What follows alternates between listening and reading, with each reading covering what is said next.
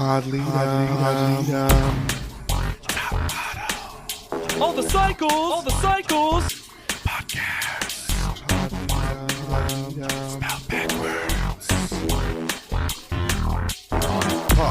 Leap. Dumb. Leap. Dumb. Leap. Dumb.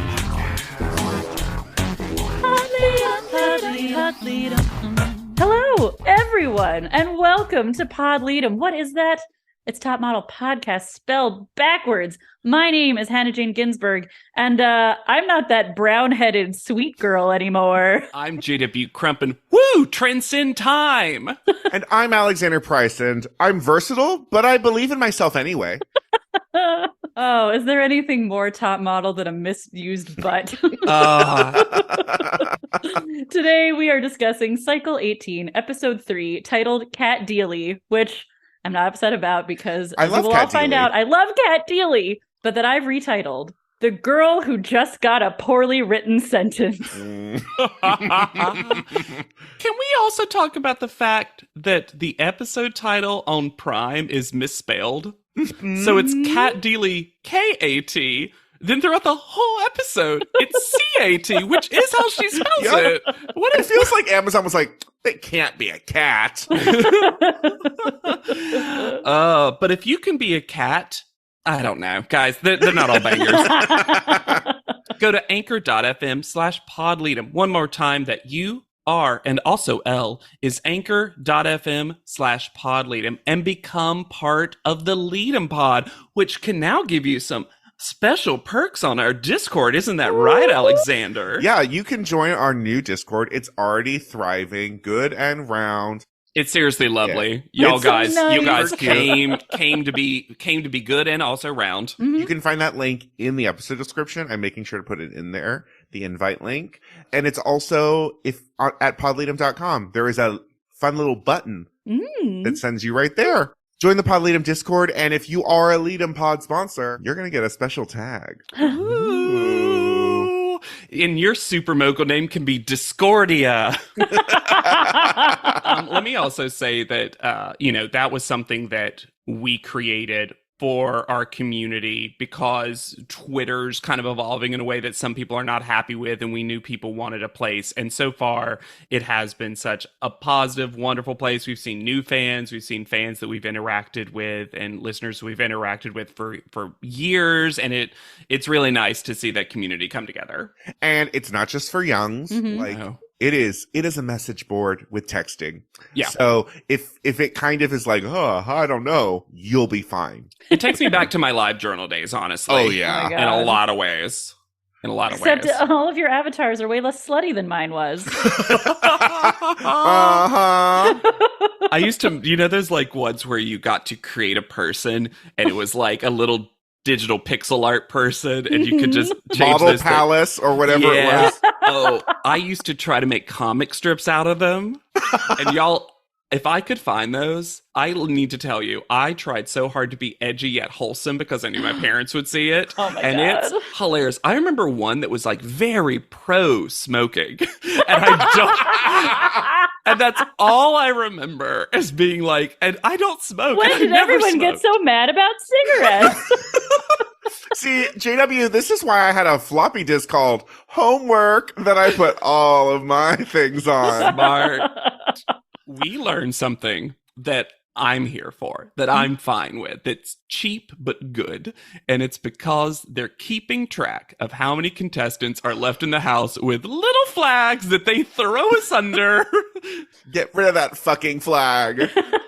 Y'all, I just don't think the Top Model Times would be reporting on war. Oh. That's just not the vibe of this publication. We also need, we just described Mariah as Native American. Just Native American Mariah. Yep, that's all. That's all she was. Fun. Uh-huh. Is kind of all the show treated Of her like. course. So I'm Yeah. not surprised. You know what? I'm glad she got out of this when she did. Yes. Let me pitch something else for the little flags. One little Scottish flag for Ashley. this house has 2 stairways, just like their panel runway. What are all of these rooms? What is the room with the Tyra Mail screen? What is this room with the like decorative pink packing tape on the walls? It also feels like they have 2 houses sometimes that are connected. Like a the bottom convention Carter center. and oh my god, Tim Burton. They had 2 connected houses when they were still married. Really? Yeah. Honestly, relationship goals. That sounds perfect. I love that post-production flips around Laura's picture. They give her a reverse Shannon where they're like, and she looks great both ways. Mm-hmm. It's impressive to me that Laura, as we'll find out, Laura does just move her body any which way she pleases in photos, and she has such control of her face. Yes. While she looks good, the font choice for digital art was all over the place. Chaotic as ever. Genius upside down. So clever medication. And Victorian weird, and I like it. Like, So Clever was written as though it was trying to be Hot Topic. Yeah, that makes sense. So, in case you were all wondering, the gentle pranking hour is 2:30 a.m. I knew a famously visual medium podcasting, but I knew JW was going to hate this, and he is shaking his head no. I get that they're quickly bored. And I'm pretty sure, jet lagged. I think this is mostly the Brits being extremely jet lagged. And I think, truthfully, the Brits are also like, we need to make television. And I get that. I've reacted a lot of ways to gentle pranks. And for a split second, I was on Simone's side. But then this escalates. I would have been more on Simone's side if she had actually been asleep. Yes. We get a clear shot of her before anyone enters her room, and she is wide awake. Now, I am on Simone's side in the sense that while they said they were going to throw it at all the contestants, it seemed like they threw it at Simone. So what happens is 4 of the British contestants wad up and then wet magazine pages. Yeah, ruining the magazines in the house. The Magalines are gone. And Ashley and Annalise have nothing to do with this. I don't know where they are. being charismatic and being like, we are friendly. Yeah. And then we get this budget Mission Impossible music that like gets one note that the contestants can hear. Yeah, I liked that for some reason Sophie and Alicia were both dressed like Hitchcock blondes. Yes. Like they were gonna run a honeypot on somebody. These get tossed at a not asleep Simone, and to Alexander's point, not anyone else. It seems like, and up until this point, yes, Simone is in the right. I'm very uncomfortable with her blaming this all on other people being women. Yeah. Women, you used a much better word because females. I hate the use of the word females so over and much. over. Every time I ever hear it on any show, I'm like, you're a bad person. When she says, I haven't spent a lot of time around females, I'm like, yes, I could tell by your use of the word female. Also, I'm not like every other female in the house. Clone I don't Watch. do this shit. Clone Watch. Alexander, I wrote. Can't wait for Clone Watch when she said that. Her clone is the one who's asleep. She's fine. And also, Simone's yelling voice is deep and loud. It is a thunderous, powerful voice. Guttural. Yes. At some point, Ashley got involved because she is right in the thick of everything. Ashley was asleep, and Simone's baritone like rumbled the house, and she's pissed. And the person I love in this fight is Candace standing dazed and confused. This is Candace's best moment in the whole series. She's just like, what is happening? I enjoyed Candace more than I expected to because she's generally just chill. Candace, I think, is our American hyper professional who's like I truly feel her frustration about everyone else seems goofier and dumber than me, and yet they're succeeding. But I think Ashley fully headbutts her. I think Ashley fully headbutts her. The Simone-Alicia exchange, where Simone's like, "You're 25, act it." And Alicia's like, "Actually, I'm 20, get it right." And it's so clearly trolling. It's so funny. I love Alicia. I love Alicia. Simone rises to everything. Like, she is the most easily caught fish in the ocean because she will take any little piece of bait. And I'm going to say, I think this all comes down to an idea and a concept that is truly toxic that I talk about with my friends all the time. Hannah and Alexander have already heard me say this. People's concept of respect and pride, and they disrespected me. No, most of the time people didn't. Like, every time you think that, I want you to take a breath and be like, am I actually being disrespected, or did they just do something that I was not a fan of? Also, JW's only talking to the straights because straights love to be disrespected and respected. Straights love respect, which is why what a weird, that's my only difference between a queer person and a not queer person is like, how much do they care about respect? I'm never more straight than when my husband is respecting me. Respeto. Iconically straight Yaya. Then we get the Brits trying to teach Alicia how to smize in the mirror because they're like, hey, more TV. More TV. Let's talk Alicia about sets up her smizing. own posing class. The Brits seem to genuinely enjoy spending time together. Yes. Which is nice. And I love that I think it's Sophie tells Alicia to think of her mom, and then all of a sudden she's like, I did it for a second. I was like, oh, this is so sweet. But that wasn't food. I love when she says, I did a smize.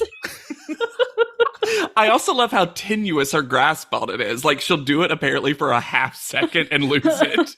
I love the thought of just like desperately trying to hold on to the smize and your whole body is just vibrating. Like, don't let it go. Oh my God. Alicia's holding on to the handlebars Bars of fierceness. fierceness. The only person Wait, ever. does that mean the eyes are the handlebars of fierceness? The eyes are the handlebars of a smize, yeah. Mm-hmm. Yeah. Mm-hmm. We get I was scared about this. We get a lot of Alicia backstory. Yeah. It is time for Also childhood worried, yep. pictures, posing with plants. It is time for dyslexia backstory. It is time for all this stuff. And I was like, does Alicia go home? I don't remember this. Tyra still isn't knocking. Sophie reacts accordingly, which is to say she's scared. What is this neon band across Thank her you. chest? Under her tank top straps. Uh-huh.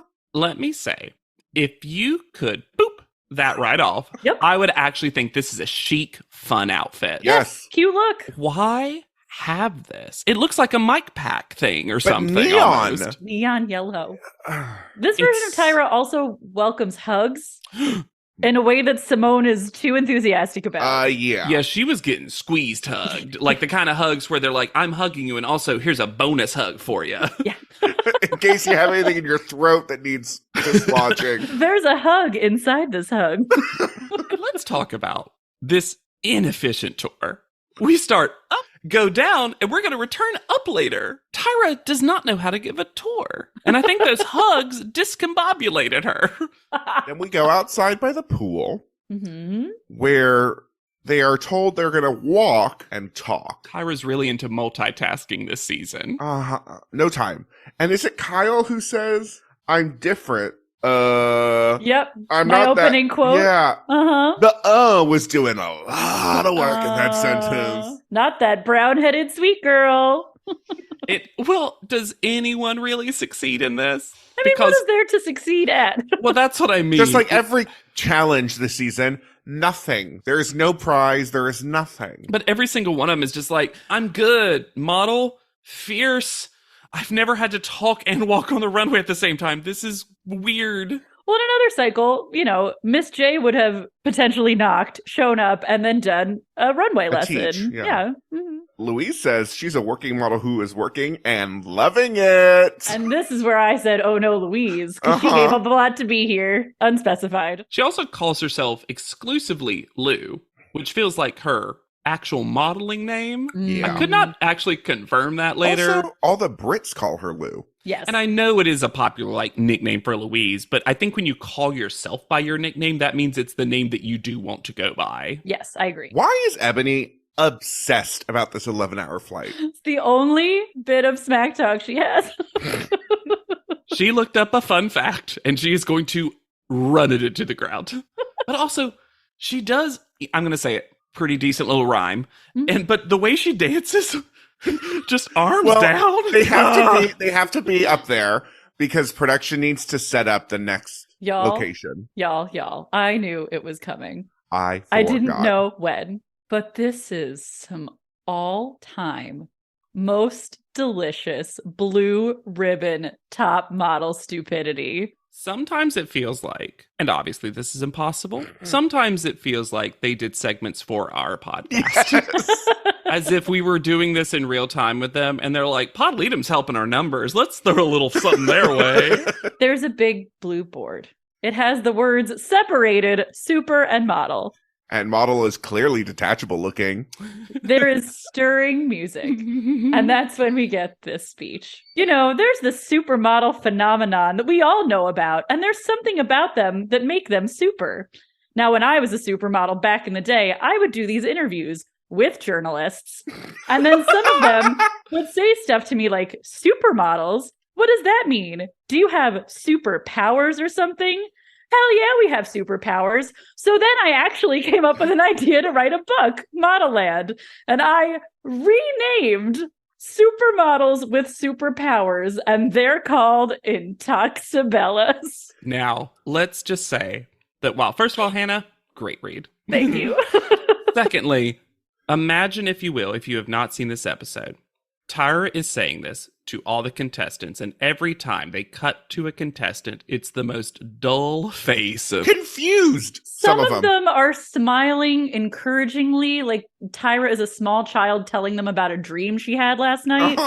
Or like when a friend has told a story that has gone on too long and you're trying to be like, okay, well, I feel like this is wrapping up, right? We're wrapping. You can feel that we're all bored. So you see these tentative, supportive smiles, and then they get to Laura and Kyle.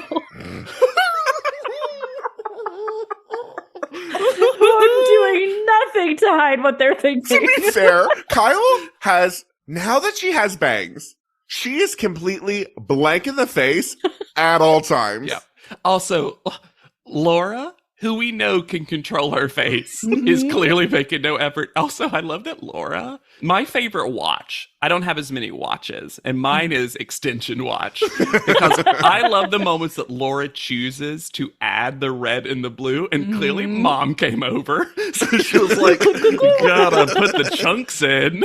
Honey, you're so much prettier when you wear your hair down.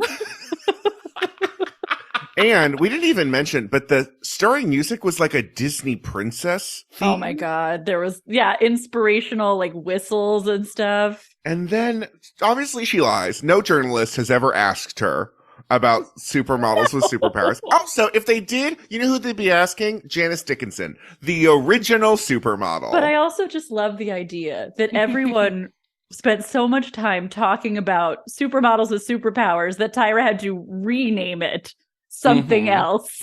I did not know that 5 cycles later, we would have the sequel to Super Smize. And this is very Mom saying we have Super Smize at home.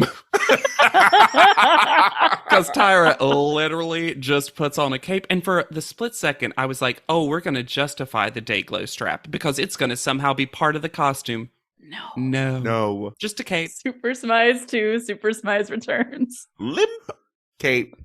So limp. Then she says, every single one of you guys has a superpower. Can I have my testosterones come out now? I think they're testosterones. No, hold up. No, they're not even that. She says testosterones. Their shirt says Bestoster Rose, because that's what they're called in Model Land. She doesn't even remember her own fucking But book. let's just talk about what they actually are. And listeners, you know who you are, who this is for. They're Tyra's pit crew. Yep. I love that the second one comes out and gives the biggest eyebrow. Like, he gives a very, can you believe this shit? Eyebrow to the... And, of course, Model has been removed and Power is underneath it. And then Ashley says, talk about deadpan expressing every feeling you're having. Tyra's male models give us some capes. Ashley, the most literal of narrators. Here's a Model Land thing that I didn't bring up before, but I thought I'd throw it in now. Great. Also, there are people called mannequins that are living mannequins who are failed intoxibellas and opted to act as Model Land servants rather than leave. I just thought it was going to be teachers because of those who can't. Teach. Model Land has slaves. They chose it and they're happy. Model Land has indentured servants.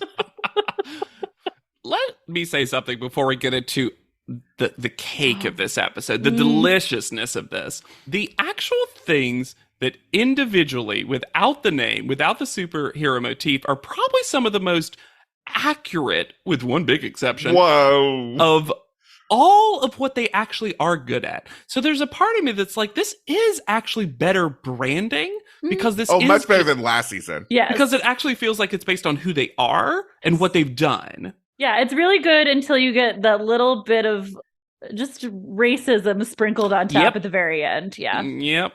So Tyra is going to becape them one at a time, and then she's going to take a Sharpied name tag. She does it there. There is a Sharpie on the table. Oh, yeah, it's very Flavor of Love. And then they are going to be renamed this superhero that is based on their superpower of modeling. And we have each and every name.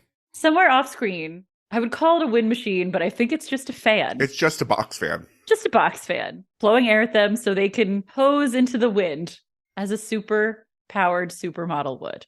Yeah, no photo, to be clear. No. Just the pose while the cape starts strangling each and every single one of them. First, we have Sophie. Your face, your energy, your personality lights up a room, and your name is Illuminata. Work it. Wow. Not the worst name we're going to get. I was about to say, honestly, Sophie got what you want from it. And she's the one who really gets to make fun of the capes. And I'm like, Sophie's good at like making fun of stuff real quick and getting out. I need to point out that Captions Crunch refuses to write out Intoxibellas.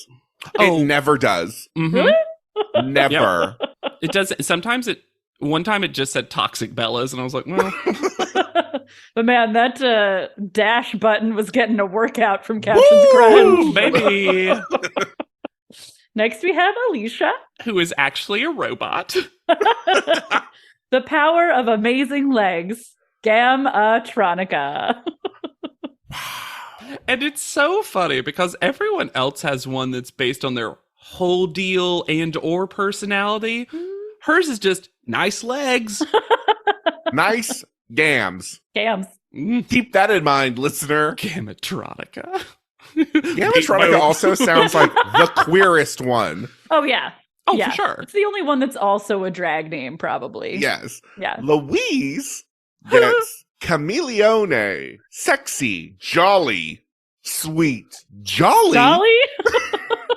And for those of you who have not watched this, I really feel the need to give you the spelling of Chameleone, which is Chameleone with an accent. It's so funny. And I don't know, Alexander, if the listeners could hear it, but on our end, both times you said jolly, your mic like freaked out. And it's like your mic won't accept what's happening. Jolly. Oh, there it is. There it is. Perfect. And also, look. Some of you are going to say I'm being oversensitive about this. I think it's fucking weird to make your one plus size contestant on that side be described as jolly. Yep. Oh, I think so. Uh-huh. I think there's some coded language there. Also, is she? Yeah. No. Canonically Pissy Lou. That everyone hates? We've got Pissy Lou would be a great super self name. Me, I'm Pissy Lou. I'm going to pee on the competition. Pissy Lou.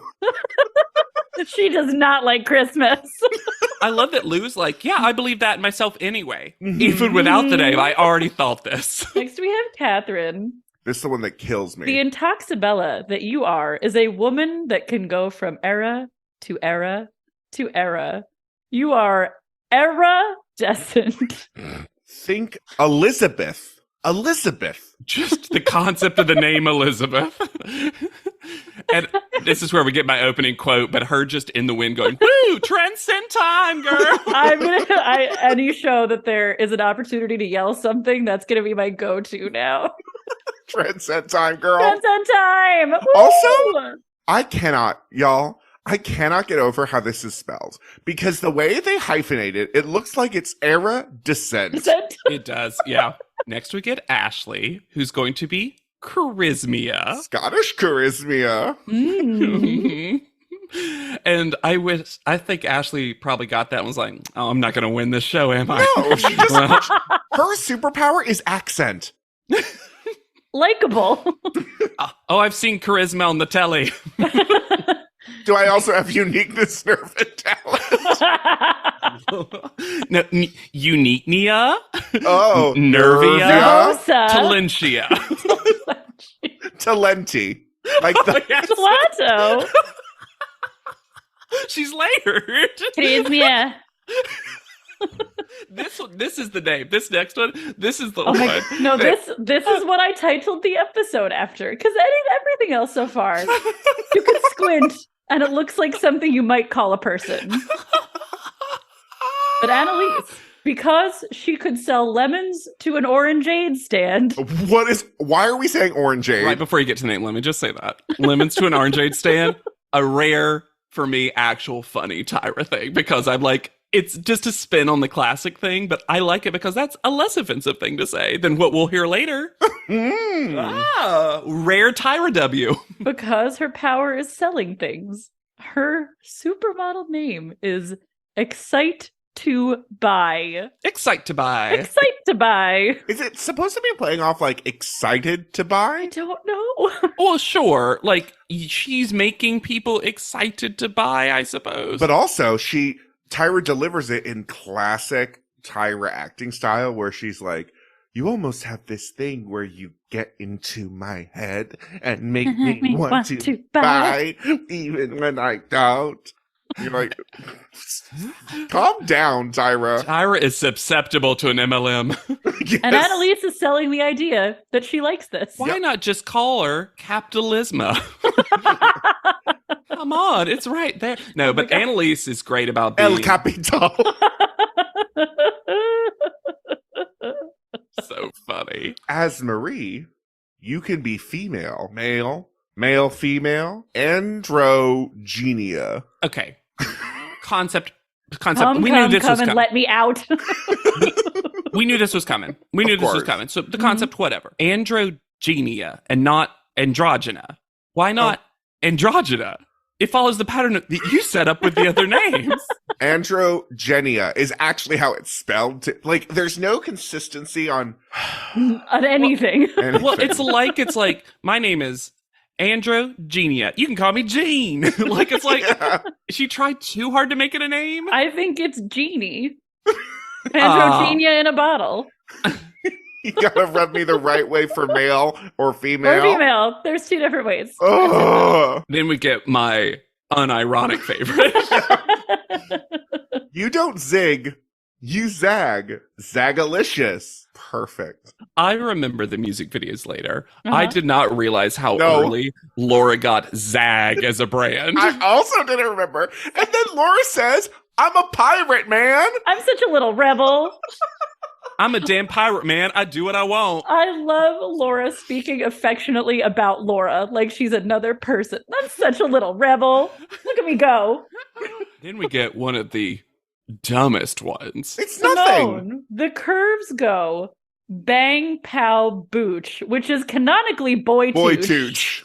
And her name is Fiercely Real, which is a whole concept that Tyra has put a lot of time and effort into, or FR if you're close. Because does Tyra not know how to? She's worried about spelling. I just don't think there was fiercely? room on the tag. There was room to write excite to buy. Let me say this. Do I love the representation of an initial name? Of course. But if I was Simone, I'd be like, but if you just look at my costume, there's nothing. It's just FR. Just like it looks like an element on the periodic table. Also, Firstly, William. Also, Clone Watch. She's real. She's not a clone. Smart. Mm-hmm. Then the one we're going to hear the most Oh, across the yeah. next 2 episodes, and also one that it's said enough that I forget how dumb it is, honestly. Your brain just has to accept it at a certain point. I had to go into survival mode for Kyle, whose name, and if you haven't seen this episode, you weren't prepared for what I'm about to tell you, listeners.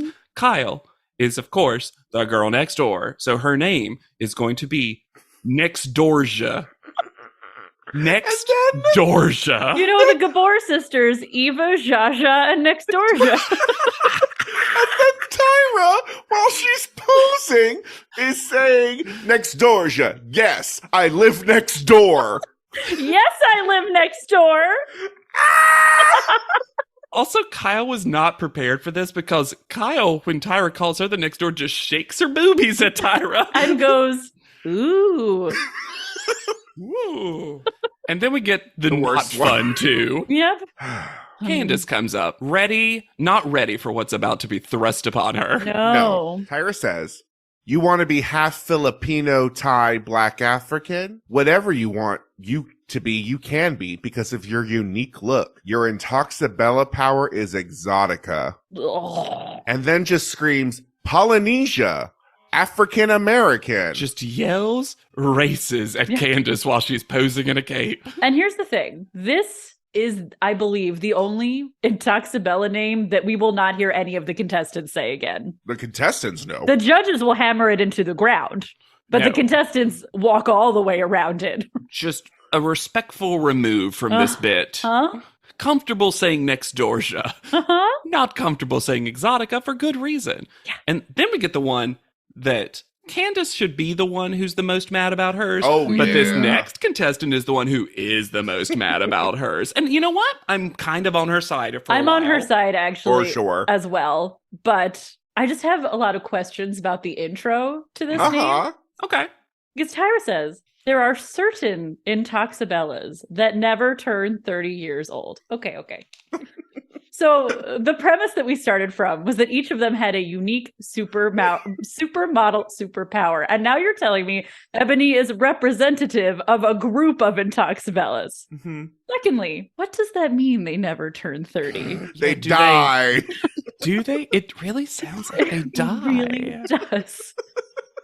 Like it's Sound like that one of way. those movies where, like in the village, the town, like at a certain age, It's they a just Logan's stop. Run. It is Logan's Run. Or are they just, is there like a ritual sacrifice thing that keeps them 29 forever? Ooh. So Ebony's name is 30 Never. Ebony is not here for this. But interestingly, even though, again, I agree with her here, not exactly for the reason you think. No. Because she's basically given sexy baby is Yeah. her thing. Because Tyra yells out, sweet little girl, I'm so sweet. Ooh, ah. And Ebony, when posing, is clearly making fun of it. Yes. And then Ebony, well, she'll say it throughout, but let's set it up right now. Ebony's thing is, this isn't her at all. Her personality is grown woman. Yeah. Well, and this is the whole concept behind the last photo shoot that every single one of them hated. Mhm. And now it's her whole ass brand. And it's basically Tyra saying, like, I better see you in fucking pigtails every single time. So then, surprise, there's yet another reveal on the Superboard. If you thought, wow, that was shaky looking cardboard for the word power, you were right, because there's an underlayer, because Tyra rips it away, and now it's Super Mogul. And here's how Kyle activates. Kyle activates with tongue out clapping.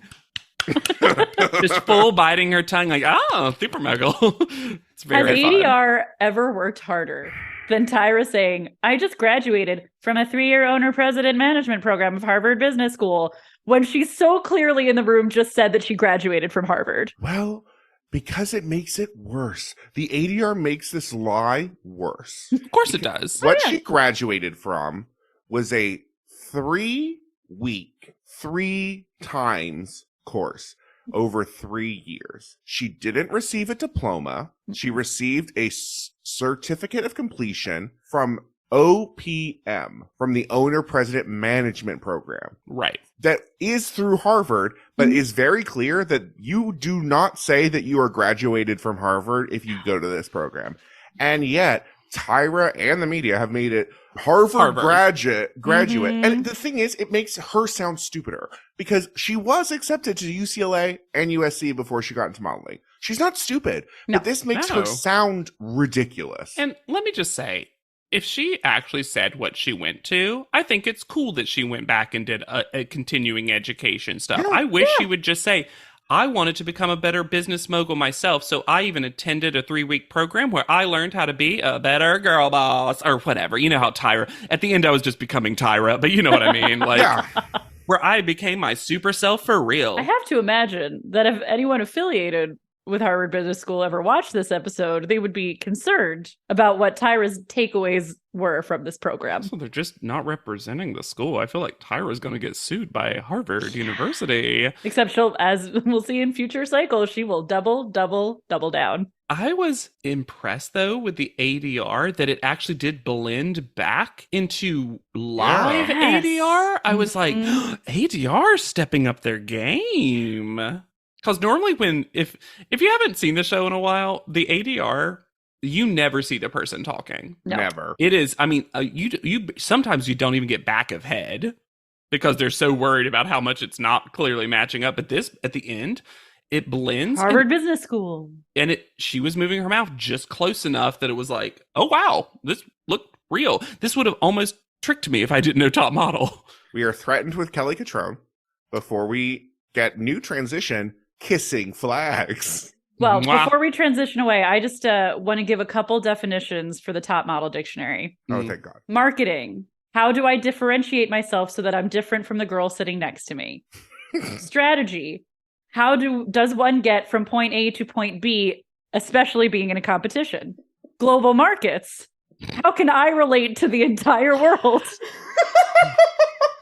And finally, finance. Watch your damn money and make it grow for you. I like to imagine these were the topics in that class, but Tyra's notes are her translation of what the professor said. Oh, yeah. Well, we've seen what her note-taking looks like before. Oh my God. Could you imagine if there was a PL or a F to R or whatever it was?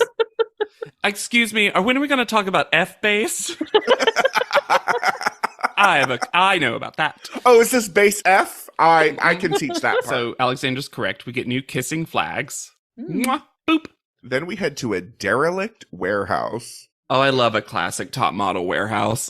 It's cavernous, and Kelly Catrone is standing there uncomfortably. Annalise says, we see Kelly Catrone there. We know that it's scary. Yeah. Agreed. And then what did Kelly Catrone say? The ADR is so long that, like, it's entirely ADR. Mm-hmm.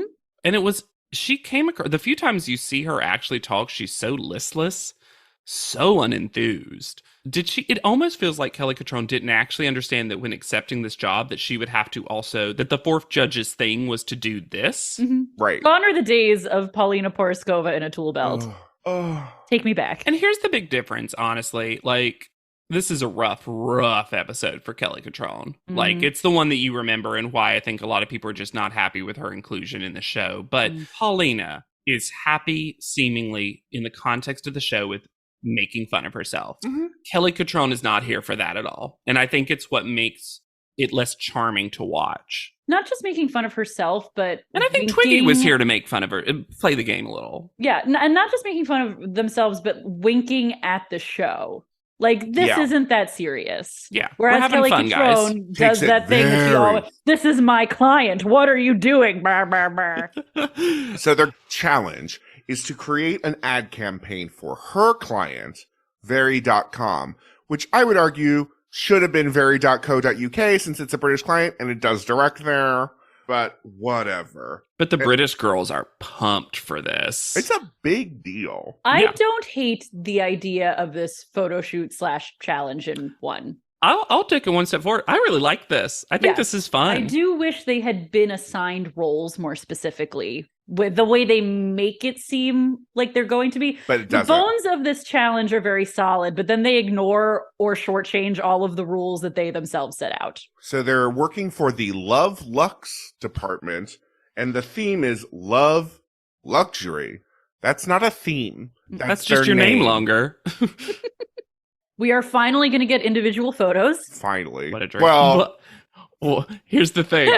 I love when Kelly Controlled says, we're going to split you into 2 teams. Well, duh. Like, oh, it's UK versus USA? Shocking. I would have actually loved a couple of times where they mixed and mingled. Yeah, of course. You could still do 2 teams. It would actually been interesting to see different people work together. Yeah. Then there's more ADR. Mm-hmm. On and on. The roles that are available are leader. Fierce leader. Sorry. Ding. Wardrobe. Ding. Hair and makeup. You'll never see. Ding. And props, which they describe like they have to go out onto the street and find. Yeah, it actually becomes the most fun part of the episode. Yeah, for sure. And casting, which they make it seem like they have to go and grab a random person, which they have done on this show. So that's not that wild. That's 100% what I thought. And when because it's specifically for one male model, and you'll find out bonus rule later, which I didn't mind, but that he has to be in at least 2 of the pictures. Right. Okay. And to help them, they're going to get Virgin Mobile slider phones. It should shock no one that those phones operated on Sprint networks. Honestly, it's good to be back. Oh, that's why Annalise wasn't picking up. Those calls weren't going through. And see, I think this is why I like this challenge for the most part, is a lot of this feels very classic Top Model in its golden age. Warehouse, team stuff, but individual pictures, like a silly phone tie-ins. Like, this feels very like what I want from Top Model and what made me enjoy the show. The only part that Kelly Catrone got right on the day was the part about the phones. Perhaps they were also her clients. I was about to say, that may have been her actual client. It's just like, oh, I can actually talk about this. Annalise gets elected fierce leader of the Brits because she's calming, as Marie gets elected fierce leader of the Americans because she's charismatic. American charisma. As Marie seems competent is the correct reason why you would put As Marie also as just the leader. kind of starts doing it. Like, As Marie just starts being the leader pretty naturally, while it does feel like Annalise was like put on her to be the leader in a less organic way. Well, and look, on the US team, you have 2 adults in the room who are As Marie and Laura. And you do not put wacky aunt in the leadership role. I was going to say, though, it is wild that Laura is one of the adults. But she projects that. She is, though. I know, yeah, but it's you just wouldn't have guessed it. Yeah, it's one of those times where the brand and what the show wants to make Laura to be, they want her to be this one-dimensional. She always does the different thing. And she does that in her modeling often. Like, it's a good modeling concept, but as a human being, very even-killed, very, very reasonable. Seems like she wants to support other people. Oftentimes when she's listening, you know exactly what she's thinking, but so when she's sincere, you're like, oh, wow, Laura's really into this. She's active. She's a real active listener. Yeah. But not in that Carrie D, like, The roles as seemingly, because we don't ever really see the roles. No. So UK, Annalise, fierce leader. Wardrobe, Annalise and Louise. No one for hair and makeup. Mm-hmm. Although their makeup is way more consistent than the US I do makeup. think it seemed like Louise was meant to be in charge of general styling stuff at some point. Yes. Props, Catherine and Alicia. Casting, Sophie and Ashley. Then on the US side, fierce leader as Marie. The wardrobe, maybe Simone. It seemed like it. I think that's correct. Props, Laura and Kyle. Casting, Candace and Simone. But there were also just racks of clothes in the warehouse for them to all look at and pick for themselves. Yeah, and the interesting thing is there are, by these definitions, 5 roles. But each team only has 6 people. And props clearly needed 2 people for like just moving it. So it's like kind of no one could be wardrobe. That's just pick your own stuff. We find out that Kelly Catrone's leadership style is just to make people feel as panicky and anxious as possible and then deride them for being panicky and anxious. Well, I mean, if you want a definition of micromanagement, it is Kelly Catrone. She has to get in everyone's fucking business. And she creates problems where there are none. Yes. So they'll talk about props, and Annalise will say, we told them to get these props. And then Kelly Catrone will reply, well, what if they don't? What will you do then? That's not leadership. And she could give the same feedback in a different way. She could be like, okay, but make sure... You should always check in and make sure they're going to bring extras. On your Virgin mobile phone. I would love a world where Kelly Catrone actually did bring from her experience and was like, there was one time where we put the wrong phone number because we didn't double check and we ruined the Red Cross or whatever that organization was. And she was like, so double check. She's so invested in being better than everyone else in the room always. That she's just saying, look, I'm a good leader. You're a terrible leader. Be more like me and calm down. But have urgency. But also, like, Annalise is trying to say, like, my leadership style, which is, well, I put the people that I trust in those positions to do what they're going to do. Because otherwise, it's havoc. Because then I'm just doing everything, and that sucks. She then also says, you're going to send your team off to a very bad war. The worst of wars. Not one of those good ones. Not one of those ones that we looked... No, bad. Not one of those ones that we looked back on and was like, glad we did it. The themes for each team, the UK is doing 60s British mod, and I thought, oh, finally, are we gonna get mod? And the answer is not really. No. Once. US is punk love / God Save the Queen and imperialism. They start going in this wild direction of punk and also colonial imperialism. I don't know, punk imperialism could have been cool if there was any sign of punk. Yes. Oh, hilariously, I'm the opposite. I thought there wasn't enough imperialism. There wasn't enough of either, really, in the end. Honestly, the theme for both these photo shoots is warehouse. And my favorite thing. So we get to go to the Universal Studios prop warehouse, and this is the role you want to do. This is fun. This is so much fun. I love that Catherine wonders if a chair will be heavy, and Alicia's like, it's a chair. It could have been made of foam. There was a moment right before this where I assumed you broke with Kelly Catrone, JW, when she says, so I'm not doing math. Oh my God. When she refuses to do top model math. Yeah, I mean, I had already lost the littlest bit of credit I was going to give her earlier in the cycle. And when she said no math for Kelly Catrone, I was like, well, we just can't be together. Kelly, I was the only one giving you that 1% credit. Yeah. I will say this. Annalise was made a worse leader in her role because of what Kelly Catrone did to stir up this anxiety. Yes. However, why isn't she answering that phone? Why not? I What's don't going know on? Who put this phone on silent? Kelly Catrone? I do love the idea she sneaks over. She's like, as Marie's gonna win. Well, this is the thing.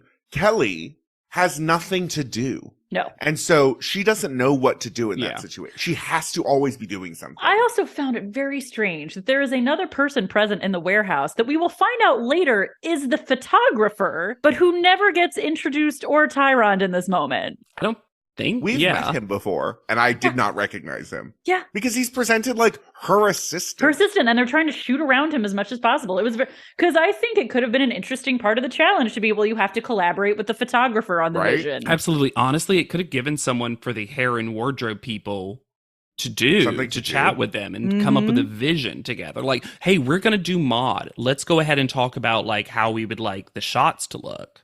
And Alicia, about another chair, says, I like this chair. It reminds me of London.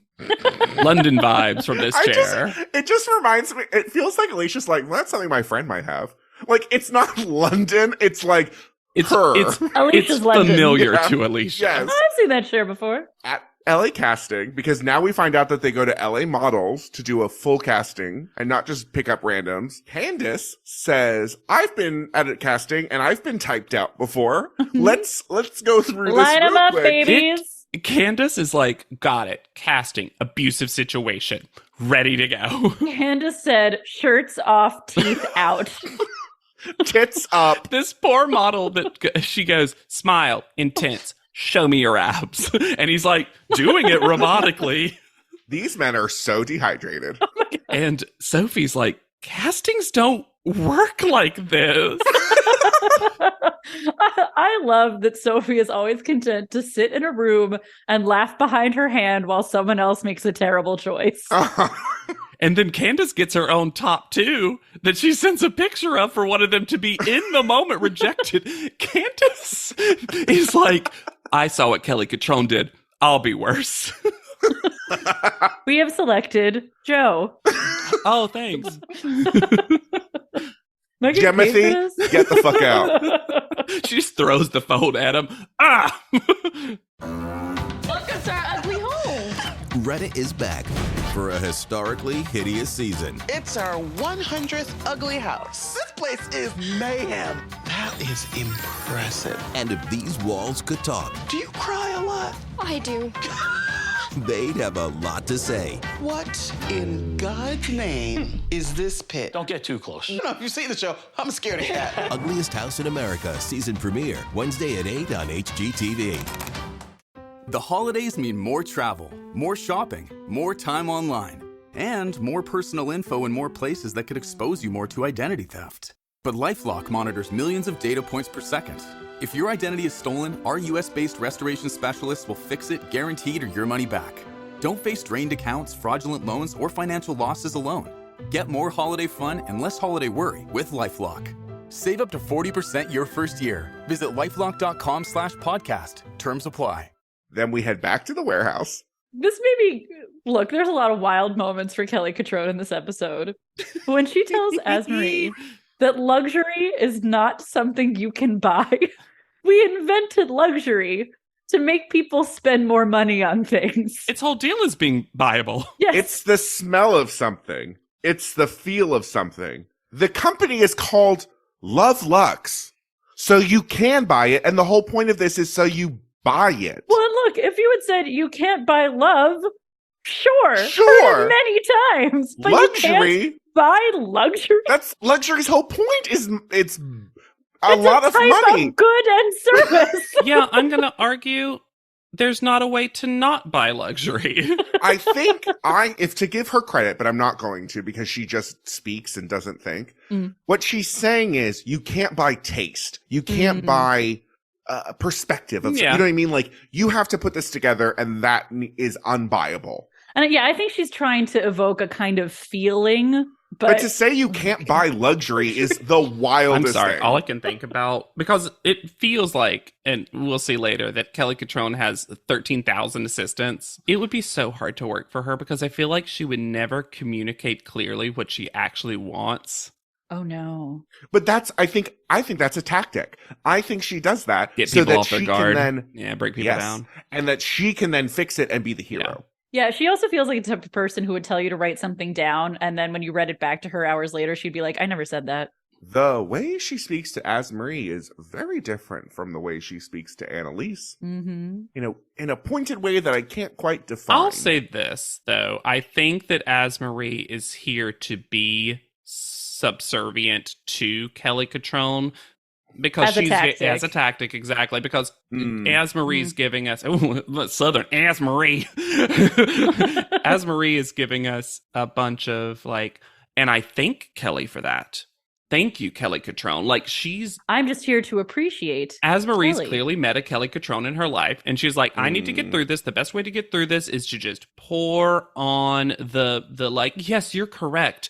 I'm a fool. I'm going to tell you that and it works. It's how you manipulate people like this. It doesn't feel great in the moment, but Asmarie's like, I got to get through a challenge. They bring in Mr. J, it seems, because Kelly can't speak. Honestly. So I think you're right. And she is pissed that he's here. And they never interact. No. No, if you told me they were green screened on different planes. I love that this is one of the days that Laura just fully doesn't wear the blue and the red yet. She comes in without them. They are in her bag. Wild sentence out of context. Keepitvery.com.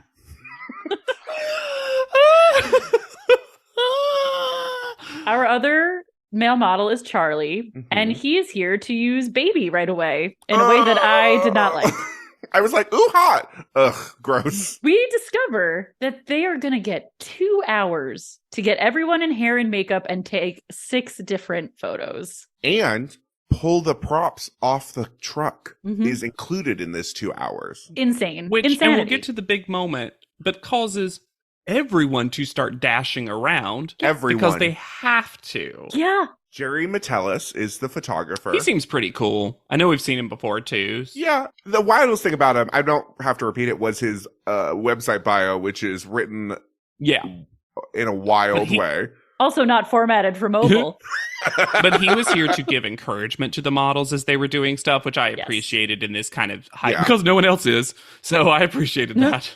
Kelly Catron seems in charge of the U.S. team's makeup now. And this shoot is the most unpunk shoot I have ever seen. None of these clothes are punk. Not a single piece of clothing. But Kelly Catron doesn't know what punk is either, because she says punk is clean, cool rock and roll. No. Clean is the least punk word you can find. This whole time, in between telling people to calm down, which is not helpful advice in this moment, Kelly is just walking around saying things that have the cadence of cutting yet hilarious jokes that are actually nonsense. You mean sell the clothes, not your body? Like, those flowers look like they came out of King Kong's garden? Yeah, it is interesting now that you said that. It does feel like she understands conceptually. Well, this is how a joke sounds. Doesn't matter what the words are. It's like she watched a lot of Michael Kors on Project Runway and said, I want to do that. But then didn't actually have the metaphors or the knowledge. The reference. Because it is funny that those flowers are so big. So it should be pointed out that they got the world's biggest flowers.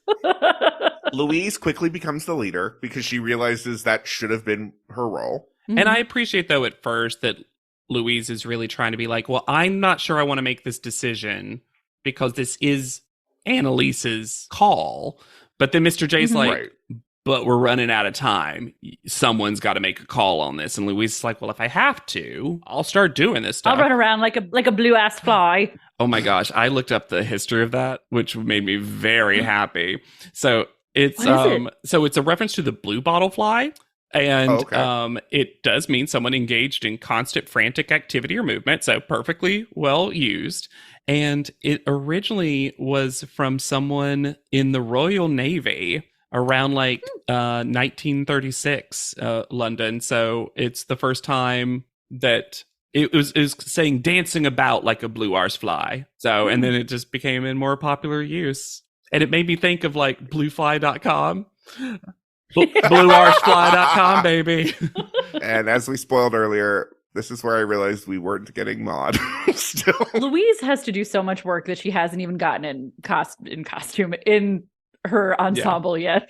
To the point that I was like, wait, is that what she's wearing? Because you're just still in your tank top. Also, we didn't mention this, but they are all getting Tyroned with their Intoxabella names this whole time, even though it's not a part of this mind melting. But it will come up a lot in judging, which is so Alicia's got an interesting way of doing anything, which earlier she thought of her mom to Smize, and now she has to pretend the male model is her mom. Alicia, you've got to figure out a second thing to pretend things are, because it got creepy real quick. Quick. Alicia, you need to find a second person to enjoy being around. Because she's like, I've never been in love before, but I do love my mom, so I just pretended the male model was my mom, which is hilarious for the final shot. Yeah. Kelly has nothing to do, so she's decided to bully Louise. Kelly says, my delicate constitution cannot handle witnessing people moving quickly. She's running because they have 3 fucking minutes. 3 minutes to get her shot. And everyone has been running. Mhm. Every We've single seen person. so much of it. Now, is that safe on a set? It is not. There are so No. many wires. There are other people. We see Ebony just shoulder check as Marie at one point. Like, it is dangerous. However, They've set it up exactly. to be dangerous. This though. is their Yes. own fault. And again, this is one of those things where Louise is the wrong person who is not going to just bow down to the will of Kelly Catrone, because what Kelly really wanted was just for that person to be like, I'm so sorry, Miss Oh, Catrone. You're right. Yeah. I didn't think it through. I was bad and put everyone in danger with my And dashing. Louise is like, I'm trying to get this done. And then gets on set and serves. She is stunning. It is really a heartwarming moment to see how excited the other British models are, how they're cheering her on, how happy they are a when lot she of the American ones succeeds. too were giving her applause. Mhm. Mr. J was giving her such love, and then even Kelly Catrone, because she's seeing how overwhelmingly supported Louise is, has to be like, it was a good shot. And then she says the sentence that made my mind regurgitate out of Ew, my ears. into that skull. Ooh. Louise has the worst attitude I have ever seen in a young woman in a competition. Which, sure, if you add enough specifics to anything, someone can win. Like, Say the worst attitude today. right? Well, but she can't because her attitude is worse. And it doesn't help that Mr. So- J loves Louise. All in. Oh, yeah. When Sophie called her British Linda, I thought it was so cute. This is where I noticed we didn't get a single Tyra mail this episode. Yes! Is this a first? Honestly, since Tyra mails have been introduced, is this the first episode we get without a single one? They just not have another picture this week. I do think I think you might be correct though, Hannah. This might be the first non-Tyra Mel episode. And like, we got plenty of Tyra. So I guess that sort of Right. replaced it. They also have to choose their own shots. This was interesting. Keyword. I wish we'd always see more of this. I want to see outtakes. I wish they had done it like cycle 2, where we saw their pick and then the judges pick. Agreed. We never did that again, and that was so fun. Candace has a horrified expression as she looks at her. I She would had a too. rough shoot. Mm-hmm. And she knows it. I appreciate that Candace is aware. Yes. And then Annalise, who did all jumping shots, is just like, oh no. At panel, the dresses do indeed get worse every week. Why the shoulder weight distribution We is don't so know. different? I didn't mind the big ponytail, though. No, that's fine. I don't understand these long column dresses. I don't either. But it's the shoulder. Yeah, To it's me. so strange. Oh, yeah. Pick one or the other. Asymmetry must have been hot shit right now, because we get so much asymmetry from Tyra this. So this week, the girls were able to produce their own photo shoot for Very.com. I would just like to say again how much I love Kat Deely. Kat Deely came on board So You Think You Can Dance as the host in the second season and never left. Nope. She is one of, for me, the all-time greatest reality television competition hosts. She's been Emmy nominated 5 times, never won. Damn. Travesty, in my opinion. And she's just great. And she is too good for this judging panel. She is really here to Her give... credentials are far beyond what this deserves. Well, and all of her comments are supportive, objective, actually about the modeling. Like, she's way too good for this judging panel. She's here to lift them up, for sure.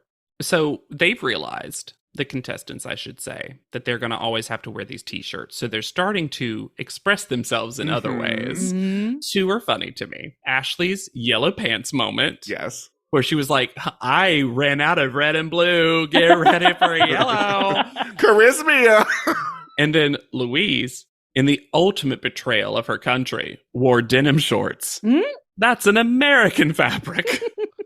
Oh, it's worth mentioning that Kelly Catrone is now getting the legendary treatment from Tyra. Whoa. Also, if you pause while watching this on Amazon and look at the cast list, Kelly Catrone is judge/PR maven. I love that that's her official title. She's a maven. Annalise is first.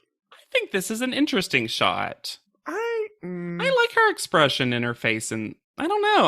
I find this. I don't need the flower, obviously. It looks like it's photoshopped there, but I thought this was interesting and really shows off that outfit. I think it's interesting, and I do think the outfit looks good, and I think it is mod adjacent. It is mod adjacent. There's just a little bit of bug on a window for me. And because what it you're feels saying. it's so static. See, I think that, and this will come up in more shots, because a lot of people, spoiler, decided to jump as their final shot. I kind of like it when there's this weird, unrealistic midair moment. I think realize it's what I fun. don't like about it. Nope. It has nothing to do with her. It's the photo. Because of where the soles of her shoes fit, it looks like she's on the wall because her shoes are still on the plane. Oh, I see what you're saying. So it looks like she's like a sticker on the wall. Mm. It's just a camera placement thing and a height of jumping thing. Sure. I like it though, and for all It's not of bad. for I like all it of too. Annalise's like blue arse fliedness, I feel like she really pulled out something pretty. I don't know. I was pleasantly surprised by the photo. No, it's not a bad photo. It's just I wish we had a regular photo shoot or more time because I think she didn't get a lot of time. I do love walking up also with the cheerful energy of, I must admit, I don't think I did a very good job. We also learned that Very.com, according to Kat Deely, is literally only for 15-year-olds. No more, no less. Kelly Catrone says, a lot of times energy can be the thing that takes you somewhere, and it can also be the thing that destroys you. I mean, I guess astrophysically. Or And she's not wrong from a atomic-wise. she's Yeah, not wrong like- from a scientific place. Sophie is next. And Sophie gives the most vague okay to when she gets called Illuminata. Okay. Oh, we're continuing this? Yeah, my theory is that all of the models thought, okay, we're done with that now, right? Yeah. Oh, we're still, so this is going to be for the whole time where okay, we'll Cool. all adjust our expectations accordingly. Aw. I don't think it's the best face ever. I love the body. I think it's cool. I love the way she's holding the hat. I think that's I hate the hat. really, I think it's fun. and cool. I think You. it's a little magician-y for me, a little Charlie Chaplin. It shows that this hat does not fit on her head. Which, That was not what I took away from this. there's Yeah, also, me either. y'all, there's some, I think her panties were showing because the blur that we put on the top of her legs, like this is now a shadow realm in this dress. I like this photo. I think it's cool. I love the outfit. I think it looks great on her. Yes, And I think it shows off each individual element. You see the ring, you Mhm. see the Shoes. shoes, you see the outfit. I also, again, to their point, it looks like a moment's happening. I agree. Mhm. Because she was spinning when this was happening. They call it falling. But I'm like, yeah, it does kind of look like the wind caught her. I am with Kat Deely, and I don't know how she got this photo. Yeah. Right. Catherine is next. I need Catherine to stop wearing hair bows. Just gonna say Yeah. that. Yeah. I mean, I guess those work in any era. Also, how dare you call Catherine Princess Di and then call up Ashley later? Ugh. Leading to I wrote a note. It's one of my favorite notes I've ever written, which is leave Diana's eyes alone. I think this photo looks very professional in a way that the other photos don't necessarily. I love the use of the male model here. I love the use of the male model. Very cool idea to make him this like foreground image to add some real dimension to this. And the eye contact is so good. And I don't think that dress is actually that great, and she's selling it. That dress is oogly. Yeah. To me, this is very jewelry ad. I feel like the focus really goes Mhm. to the necklace in the center there. But between like the way it's shot and what he's wearing, it has this sort of like noir vibe, which is Agreed. very cool. Yeah, you could almost see this in like a black and white or something. Mm. I will say, styling wise, could not be less mod. Oh, No, the least mod. absolutely not. Of all the ones that are not mod, I'm like, yeah, this is it. I don't even know what you think Her what's hair. happening. They all did the big winged eye. Yeah. Yeah. And I like this eye makeup on her. Catherine is someone who looks very different in makeup Mm-hmm. as opposed to her natural look, which I always think is interesting for a model because I think that shows a versatility. Chameleone. Yeah. Ashley is next. I will say that I don't think it's as bad as they make it out to be. No. No, it's not. I think It's this a is very- fine. Average picture. I like the little look in her face, though. I think she's got a little smirk that's kind of fun. I like her face. I hate the use of the male model in this photo. It's so creepy. Yeah, it makes it a lot creepier. It makes it like this is like you came home late from a date and daddy was up waiting for you and you're going to get like a spanking. I don't know. There's the fact that he's shirtless but also in a suit is Yeah, and his pants don't fit. fit. I think truly especially the British team just didn't want to use the models at all. And they were like, how can they be less interactive? I really like the outfit that they picked for her. I like the pop Mhm. of red and the bracelet. Yeah. I think the bracelet looks pretty amazing. And I like her think legs. if you're talking about 15-year-olds, I think this is an outfit that would sell to a 15-year-old. Yes, I agree. But they I actually hate like it. what they did with her hair too. Mhm. I like this little kind of volume and curl they gave to it. And- I don't mind this photo. I don't. And I like that, because we don't have a cover girl treatment, you see like her freckles. Yeah. And it makes her stand out. Alicia is next. No thanks for me. And it is funny that Alicia was so ready to be Gamatronica, and she did choose something where you fully can't see her legs. And I appreciate what Kat Deely said, which was, I think the way you chose a picture that was cropped in such a way that you can't really tell the proportions of the outfit. No. When Nigel says, "Did you forget what your name was whilst you were picking the picture?" I said, "Of course you did." They didn't. They didn't think about it. I also hate his expression. Oh my God, I was just about to say that. I'm just about to eat your teeth. Yum, yum, yum. And their hands are gross too. This would be so much better if you just took him out of it. Yeah. And also, does this mean that they used their male models 3 times. Three more. times? Yeah, they didn't even have to. Mhm. Yeah, I don't like this photo. No. It's not uncomfortable. good. No. And I like this coat dress. I just wish I could I really tell. I like the ensemble. I'm going to say most of the ensembles on most of the contestants I thought were pretty well done. Mhm. On theme for what they were doing? No.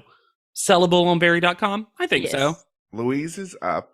And here's the moment that if you do not remember one thing about British invasion, this is the scene. So they get into it, obviously. And should we talk about the picture first, or should we talk about what happens? Well, they go ahead and talk about the picture. Great.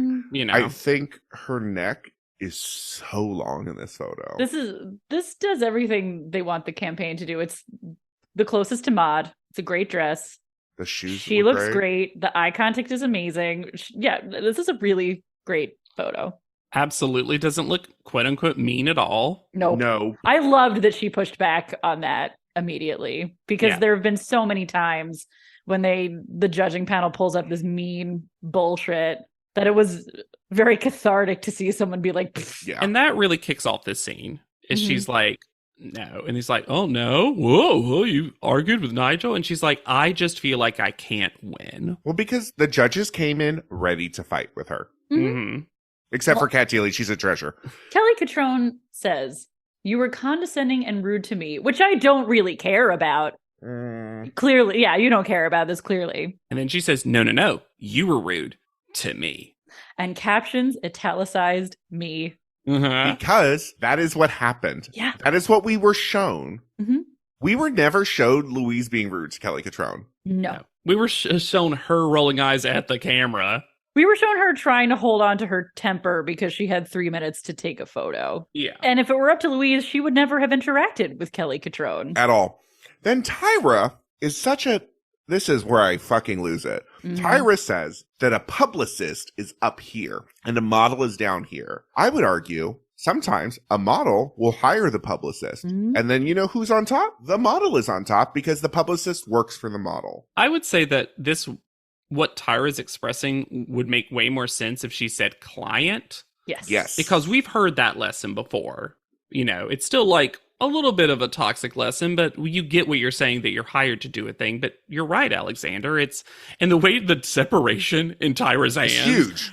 Like, PR people are the most important things that have ever existed. Well, PR people are the new stylists. The most important to the fashion industry. Exactly. Mhm. And she's like, I'm giving you a very hard lesson. And Louise is just, she's touching those hands. She's chewing on those nails. She's trying so hard to and then Tyra diagnoses her with Ugh. a problem with authority. And that's where she's Lou like, says, out. "No, I have a problem with rude people. And also, I'm not going to let you diagnose me with shit. I'm out." Yeah.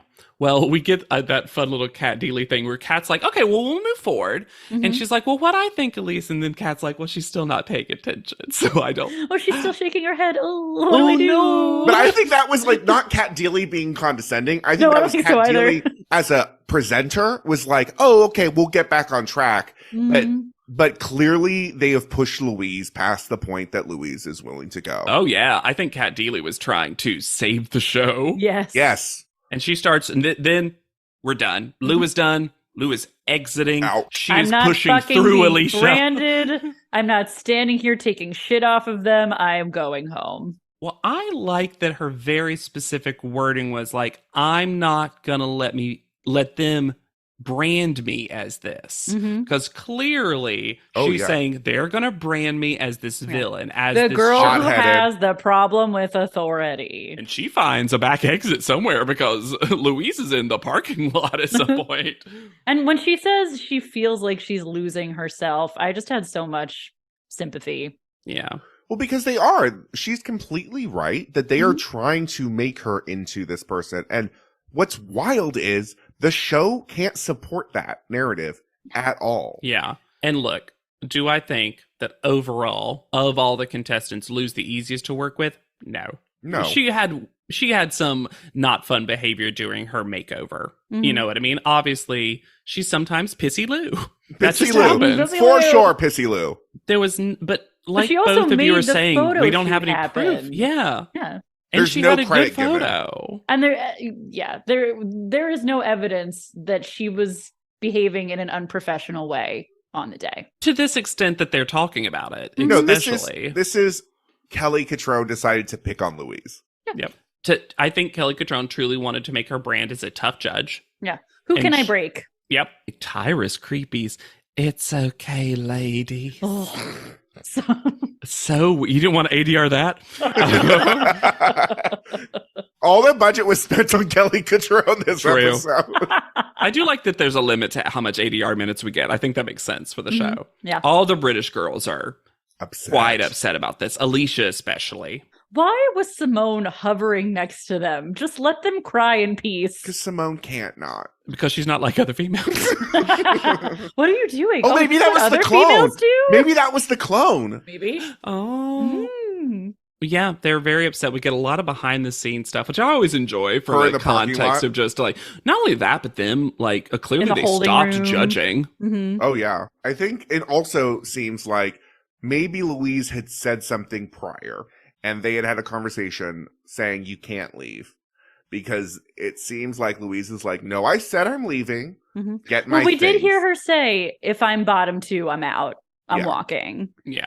And if she had done the dance of the show and genuflected to Kelly Catrone, I don't think she would have been No. bottom two. But I'm also happy for her that she chooses to walk away because this is clearly not a healthy situation for her. At all. And as we'll learn, and this starts the real true theme of the show. You thought British invasion? You thought everyone's gay, hey? Mm-mm.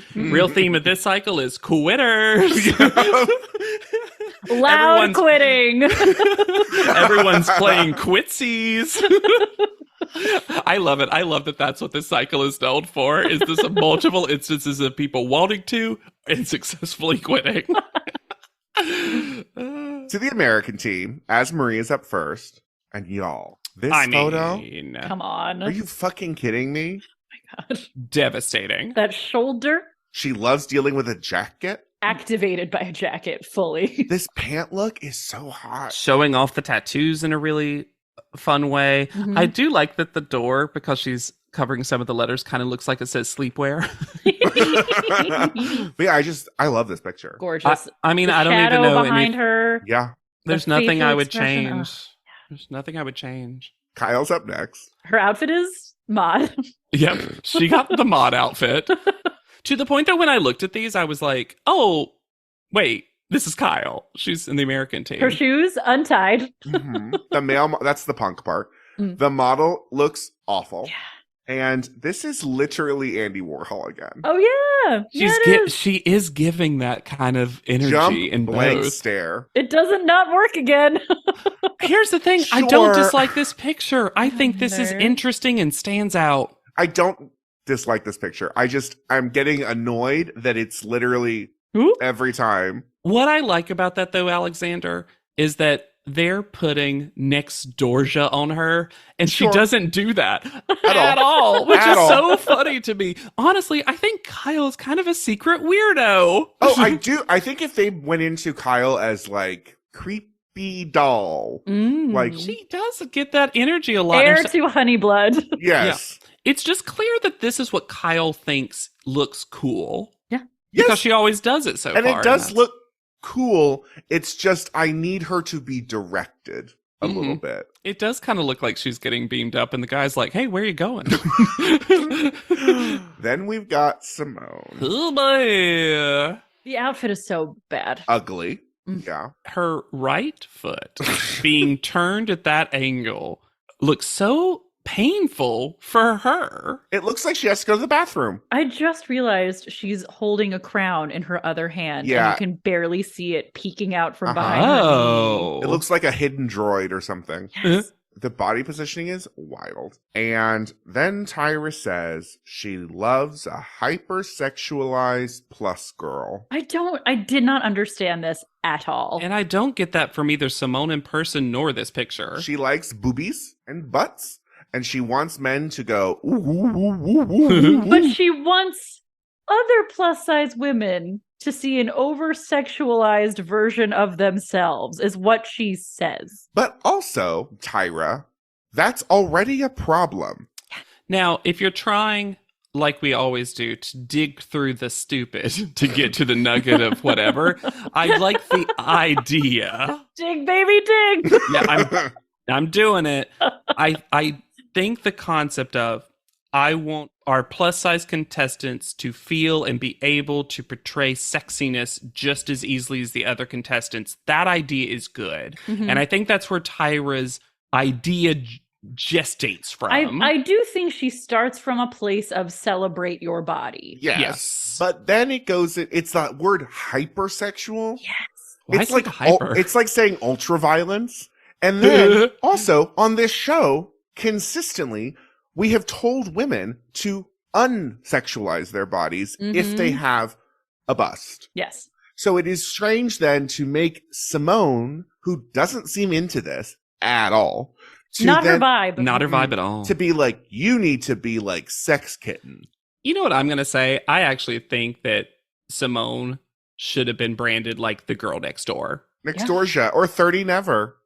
But seriously, though, like, real critique, I think that the show doesn't see plus size contestants as having something beyond plus sizeness. I don't think For either of you sure. will disagree with me. Nope. And I think Simone, both who she is as a person and the type of modeling she likes to do, is that kind of girl next door, Oh, I agree. like, stuff. And I think that's sort of sorry. I'm so sorry, JW. I fine. got very excited to piggyback on what you were saying. Yeah. If you think back to Hannah, I love to inspire. Go. He can you- lift you. His arms are so big. if you think back to Kara and all the shit she got from panel of you have to be more, you have to be bubblier than everyone, Yep. you have to have more personality than everyone. The way that the show weaponizes the plus size models' size against them has evolved in this way where it used to be like, well, you have to be more than just your size. You have to be more than everyone else in the room. And now it's like, why aren't you Your size. celebrating your size more? Your size is a thing that's interesting about you. So why aren't you doing it better? Yeah. Yeah, it has gone from make it not part of your brand to it is only That's only all you thing have about to you. offer. Mm-hmm. Mm-hmm. And it's gross both ways. Yep. And Yeah. there's no winning. No, never. I want to compliment two small things about the picture before we leave Simone. I like the way her hair's falling. I Yes. think, and that's clearly something she generated.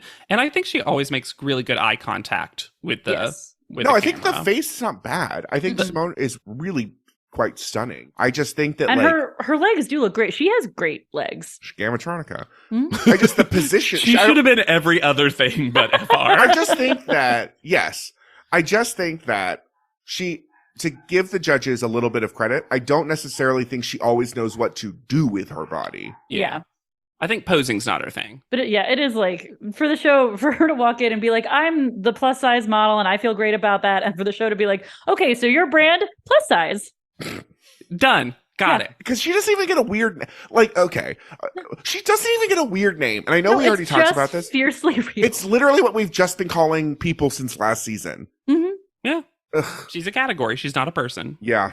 Laura's next. This photo is ridiculous. I don't like this photo. I hate this photo. not a huge fan. It's like a weird, like, 30s cartoon of, like, a robber It's like sneaking she's in. acting out the Ministry of Silly Walk sketch. Yes. Yeah. And I love her. And this is the only outfit that even, like, waves at Punk, I guess. But I think that has more to do with her energy and the red hair. Yeah. The jacket, too. I'll give it I a was little like, bit. there's Or the leather. pants, no. No, The the pants, no. pants, The no. shoes, absolutely not. Absolutely not. But this is, and the fact that it looks like the word poop is coming out of her butt. I would say poopy, but sure. Sure, poopy though. Oh, it's Shapoopy. It was the site of a Punk production of Music A Man. Music Man. I hate this photo. Yeah, it's not.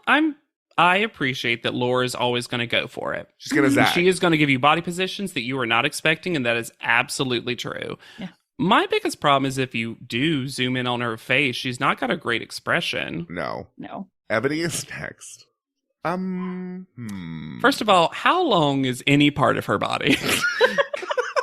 I'll give Ebony this. She created angles. There are angles for days. Why did they give her all of the royal props that no one else used? We're going to use them later for another episode. But yes, it's just, and maybe this sounds vulgar, it's very back page. There's something really down market about this.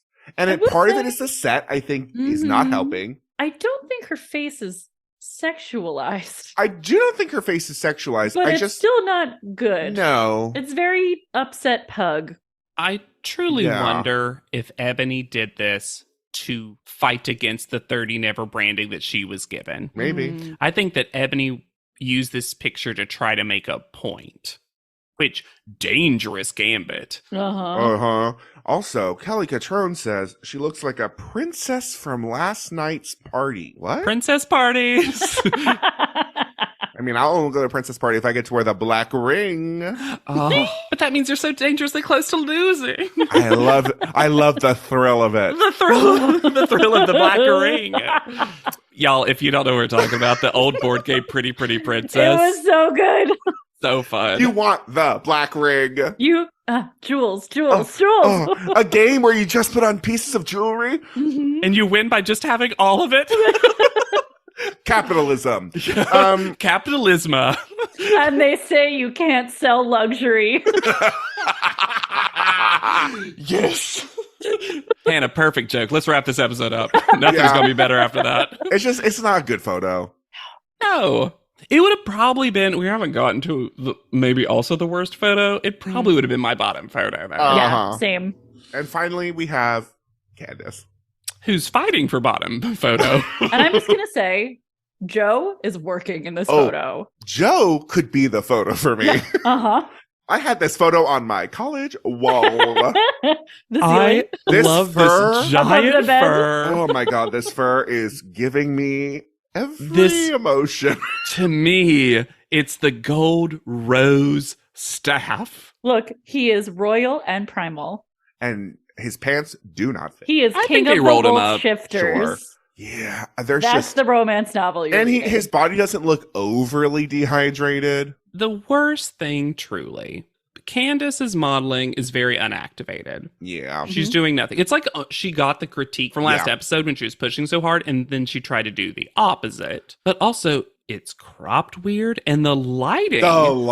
Is terrible. It looks terrible on her skin. Holding this crown and doing nothing with it for no reason. It feels lit for Joe, not lit for Candace. Yeah. And there's a version of like the listless crown holding that I think could work. And I think agree. That's where her brain was. But that's like Boulevard Royal was, I think, where she was going. Yeah. But the pose is so stiff. The outfit is nothing. Can't see it. What is in her other hand? It's a bracelet. I don't know. It's just not activated at all. Plus, the way she's sitting on this chair is not good for her back. She's not using the support. No. Private panel. Great picture of Joe, though. Number one call out. Kelly claims that she was going to eat all her rudeness because Louise's photo was good. When were you going to start? Yeah. Because it feels like you came in strong. Yeah.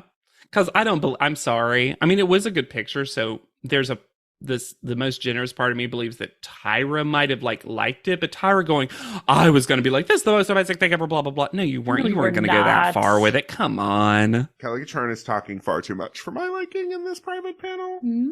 I still can't. I mean, I know it's been cycles and cycles, but the passing of the iPad for some reason is even worse to me here. Maybe because Kelly Catron is always tossing it away. Yeah. Also, this is where we learn that Nigel has been given permission to say gams, and that needs to be revoked. Tyra also is offended that Ebony looks like a baby trying to be sexy. And I said, since when? Because that's your favorite fucking thing.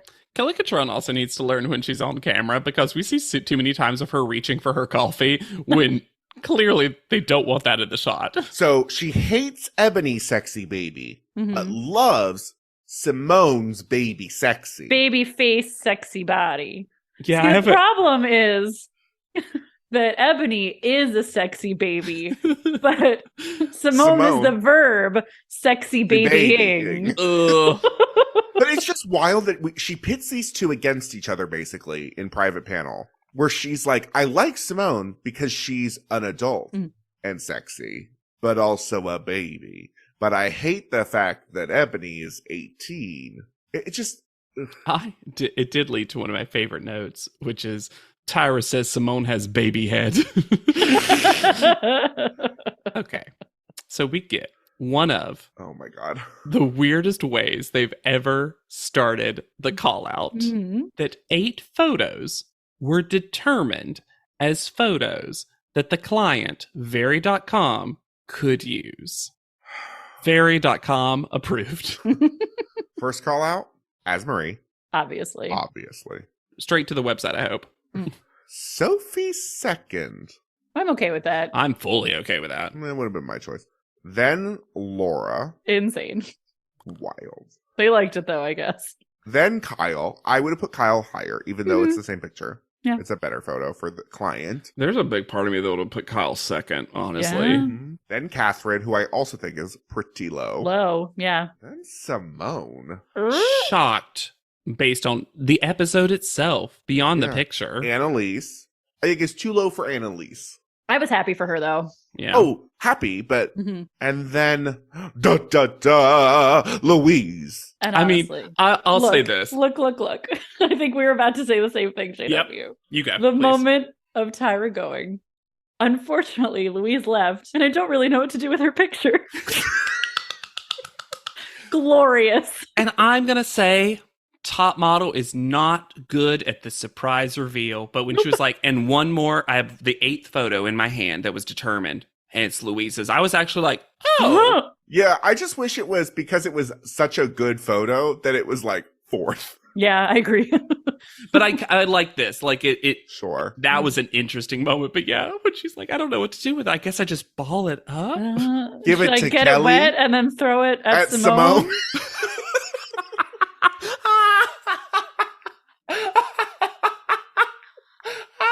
That seems fun.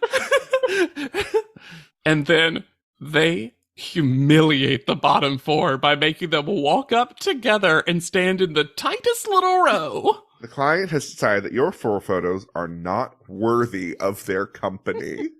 And she only has 1 photo in her hands. This is so stupid. Surprise! We had to print it on different paper! It's A all collage 4 photo. Remember when we did personality She 4 must have photos? been so excited. She is. Y'all, if you didn't see the episode, she literally presents them a photo and we see the full thing on screen and they just put a collage of all 4 photos together and they only do 1 printout. So Tyra walks up, shuffles, I would say, up and presents all 4 And they all have to contestants. put their hands on it. Yep. Then she says, Oh my God. one thing that you all 4 represent is being able to take critique. Another thing the judges see is potential in the 4 of you. So they only have 2 qualities, and that is critique and potential. You might be good, and if you're not, you'll listen when we tell you you're bad. It is cute, though, when they go over to hug the other contestants and Ashley goes, I get to stay. Oh, Ashley, believe in yourself more. I also liked that the implication that the rest of judging was perfectly timed for how long it took Louise to pack up her stuff. Yeah, because Louise says that she's very happy to get back to actual modeling, basically. And to see my mom. Mhm. And then the fade out happens, and I notice the ugly shoe color that is revealed. I wish the collage had changed to put Ashley's yellow pants on. So Louise Watts, and who is very hard to look up thanks to Louise Watts of Chumbawamba. Oh! Oh, no. Instagram does not exist anymore. She has clearly tried to mostly take herself off of stuff in current present day. However, we have an interesting update, and this was sent to us, a video was sent to us, it's still on YouTube, by a fan, William. Thank you, William. I am going to get it set up, and then we will all listen to it together, okay? So to set this up, this is Kelly Catrone responding, heavy quotes, to the end of this episode. And also there was a lot of Kelly Catrone continuing to cyberbully on Twitter and other things, Louise. Yeah, that track. And it really comes across like she knew that this made her look really bad. I honestly think that Kelly Catrone saw this episode, was like, uh-oh. And so she is the best defense is a good offense kind of person. So I apologize that this is a re-upload. It's a little staticky. It's the best quality I could find. But imagine, if you will, Kelly Catrone, straight to camera, surrounded by 5 employees? Young women. Yeah. And That Kelly she Catrone can is Mm-hmm. bully. In some kind of neon lit office space. She's wearing sunglasses. She made sure there was a United Colors of Benetton feel, I'm guessing. Yes. all right. So here we go. Hey, it's Kelly Catrone. Welcome to episode 3 of America's Next Top Model. And for this episode, I meet a model named Louise Watts. And Louise is very rude. She was so rude. Not only to me, but to all the judges. And she was very obnoxious. With a capital O, yo. And she was very unprofessional. Not even at a second grade level of professionalism. And she was also very Whack! whack! And she was also very Messes with the wrong judge. she so messes with the wrong judge. Here's a message to you, Louise. I want you to know, when you're messing with Kelly Catrone, You're messing with us. I love that the sounds of business in the background. This is the middle of a work day. I love that it was a call and response that the other two people, Oh my god. the other Especially 5 people. The one that doesn't work at the end. They were very one word, very one word, very full sentence. I was not prepared to participate. How many times do you think they rehearsed that? Because there was hand motions. This felt like she got together, forced them all to do this. Mm-hmm. Also, the sentence, she didn't even have a second grade level of professionalism, as though second graders are going out for work and interviews. Mm-hmm. Oh, you've never seen a second grader's CV? It's impressive. And then she very threateningly made a gun motion at Louise. Yeah, as though she she's did in a little the mafia. A little rat-tat-tat at the end. It's Thought a it hard was days. not a great look to make the only black person there say whack. And then no comment on whack. Mm-hmm. Yeah, it's Nothing about it was good, in short. No. Yeah.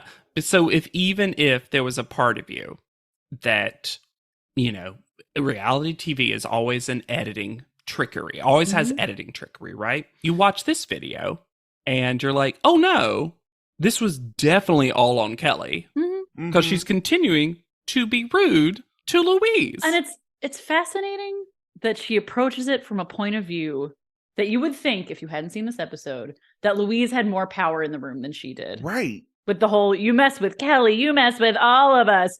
Yeah, she's the judge. She's the boss. She has way more power than the other person in this conflict. Mm-hmm.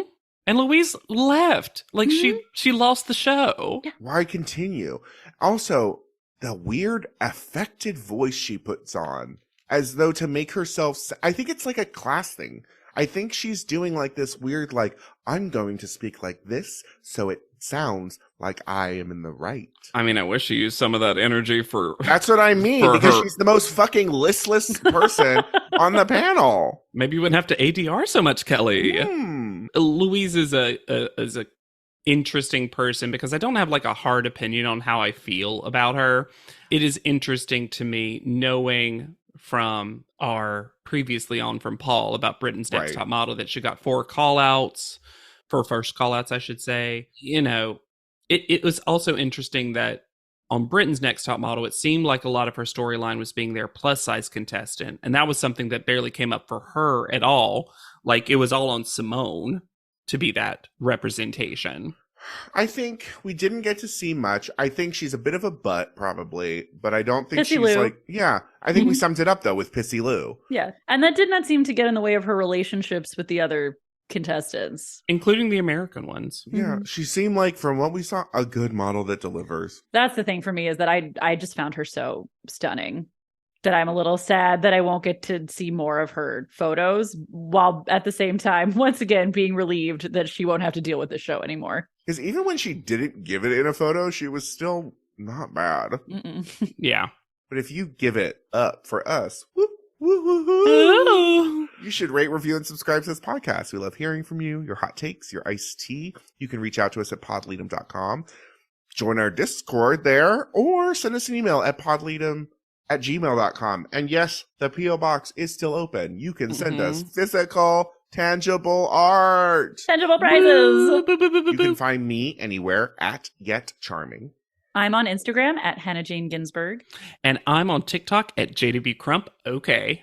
And be sure to use the hashtag PodLeadum when you post on platforms, because that's how I see you on the platform. Yeah. That's how you reach out to us, truly. That branch that we can grasp upon.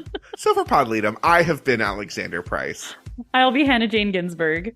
And I'm JW Crump. And we'll see you on top. PodLeadum is not endorsed by America's Next Top Model, Tyra Banks, 10x10 Entertainment, or any of their subsidiaries. It is intended for entertainment and informational purposes only. America's Next Top Model and all names, pictures, and audio clips are registered trademarks and copyrights of their respective trademark and copyright holders.